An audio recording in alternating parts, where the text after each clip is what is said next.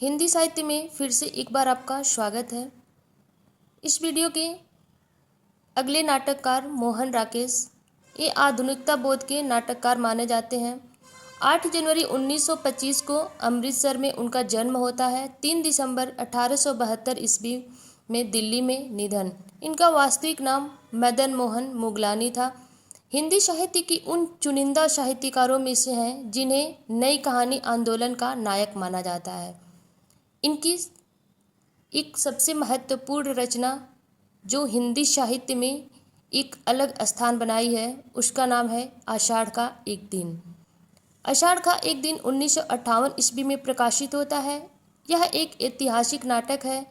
इसका मुख्य पात्र कालिदास, मल्लिका जो कालिदास की प्रेमिका है, अंबिका मल्लिका की वृद्ध माँ, विलोम जो कालिदास का मित्र और सहपाठी है, दांतुल एक ग्रामीण नागरिक है, मांतुल कालिदास का संरक्षक और उसका मामा है, प्रिय गुमंजरी कालिदास की पत्नी, अनुसार और अनुनासिक एक राजपुरुष है। यह नाटक 3 अंकों में विभाजित है। कथा का आरंभ आषाढ़ के पहले दिन से प्रारंभ होता है। घनघोर वर्षा होती है। कालिदास और मल्लिका ग्राम प्रांतर की श्रृंखलाओं का स्पर्श करते हुए मेघमालाओं को निहारते हैं। मल्लिका भीगे कपड़ों में घर लौटती है और अपने माँ से कहती है, माँ, इस क्षण को मैं कभी भूल नहीं सकती। यह बात माँ को अच्छी नहीं लगती है। माँ उसे समझाती है, परंतु मल्लिका प्रेम में सराबोर प्रसन्न है और मन ही मन कालिदास को पसंद भी करने लगती है। उधर उज्जैनी के सम्राट कालिदास को राजकवि के सम्मान से विभूषित करना चाहता है, परंतु कालिदास इससे सहमत नहीं है, क्योंकि उसे अपनी मातृभूमि से ही प्रेम है। वह अपने जन्म स्थान पर के ही रह करके उन खूबसूरत प्रकृति को देख करके रचना करना चाहता है। वह कहता है कि मुझे इस मिट्टी से बहुत अच्छी सुगंध आती है, मैं इसे छोड़कर कहीं नहीं जाना चाहता। लेकिन मल्लिका उसे समझाती है और वहाँ जाने के लिए बार बार उससे प्रयास करती है कि वह एक साधारण कवि न बन करके एक प्रसिद्ध कवि बने, जिसकी प्रख्याति चारों ओर फैले।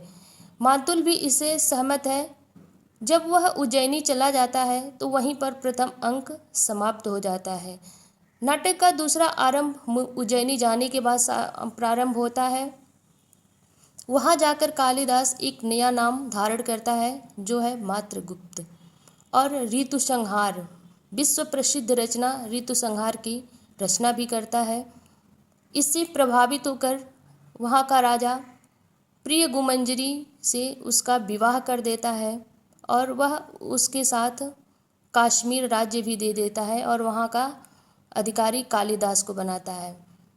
कालिदास एक कवि है। वह राज्यभार को संभाल नहीं पाता है और आक्रमण में परास्त हो जाता है और राज्यभार को छोड़ देता है। वह कहता है, कवि का कार्य राज्यभार को संभालना नहीं बल्कि रचना करना है।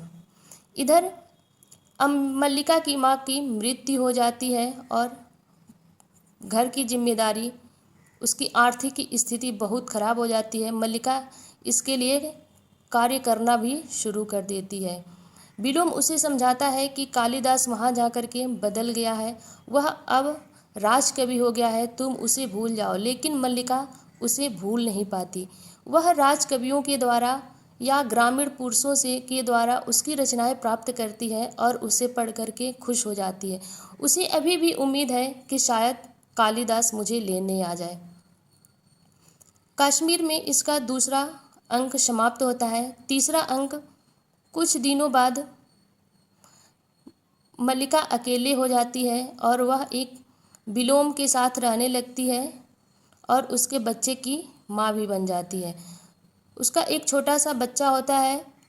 तभी वही बारिश, वही आषाढ़ का दिन, दरवाजे पर कोई दस्तक देता है।